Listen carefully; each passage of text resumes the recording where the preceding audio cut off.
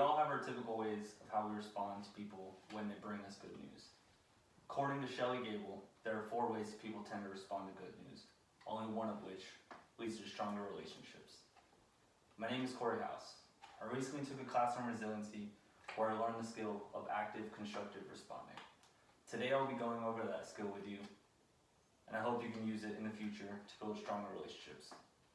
Throughout this, I want you to think of a time when you've used each of these types of responding and how they've affected that conversation. The 4 ways that people tend to respond are passive constructive, passive destructive, active constructive, and active destructive. Today, I'll be starting with passive constructive.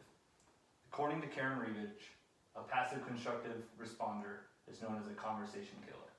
A conversation killer is a distracted responder.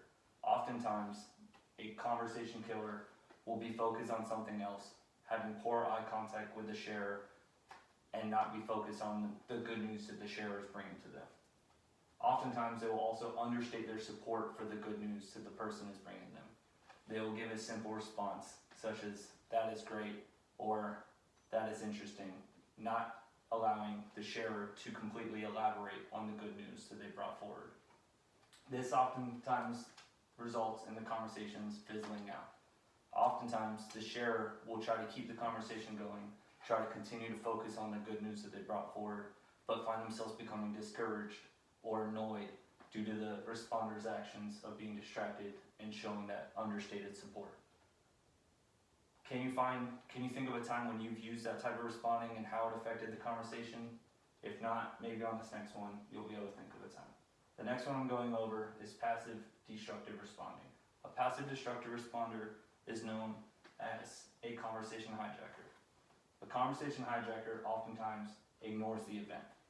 They won't respond to the good news that is brought to them. They'll completely end up changing the conversation to a whole new event, to a whole new subject. The 2 ways that they typically change the conversation is to something random or to something that it reminds them of. When they're changing to something random, oftentimes they'll give a quick response to the sharer's good news and just change the subject to something they had on their mind that has nothing to do with it. The main thing that happens in this type of scenario is that the responder will oftentimes be reminded of a good news or a good event that happened to them that is similar, and then try to focus on that and start changing the conversation to their conversation, hijacking it from the sharer. This next type that I'm going to be going over with you guys is the one I find myself using the most. The next one I'm going over is active destructive. An active destructive responder is known as a joy thief. A joy thief oftentimes finds themselves focusing on the negative. They'll focus on the potential bad things that could come from the good news or that good event that the person is bringing to you. Oftentimes they'll focus on the risk that could come from the good news more than they focus on the reward that could come from that good news that the sharer is sharing.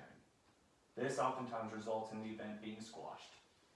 What I mean by that is oftentimes the sharer will no longer be as excited and happy about the good news that they brought forward or the good event that they are looking forward to.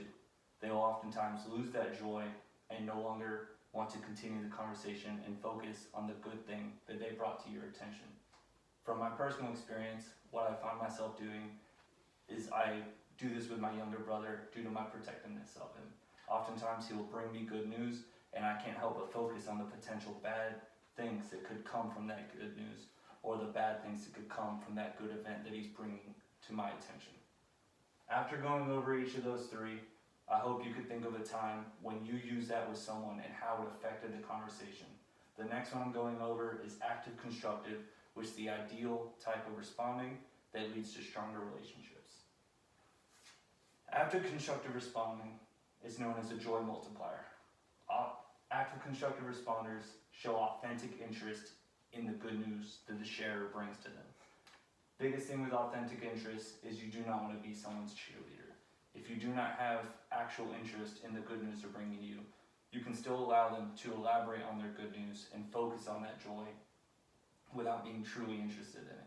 You can allow them to continue that conversation by asking the simple questions, allowing them to keep on going. Based on an article by Jonathan Passmore, active constructive listening also uses active constructive responding also uses active listening. According to 5th edition of the ACE's Personal Training Manual, active listening involves good eye contact and good body posture.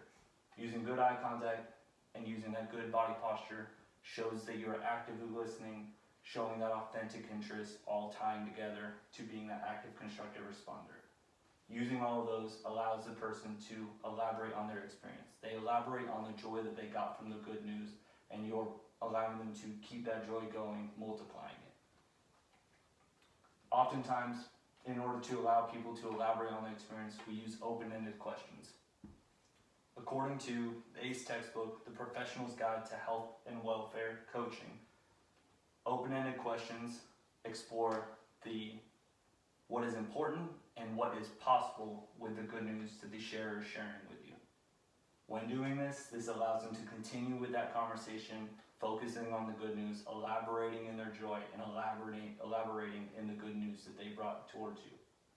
After going over each of these types of responding, I hope you can think of a time when you've used them and how they've affected the conversation with the person who is sharing it with you. I hope you can try to use active constructive responding in the future, using authentic interest, active listening, and open-ended questions to lead to those stronger relationships in the future. Thank you.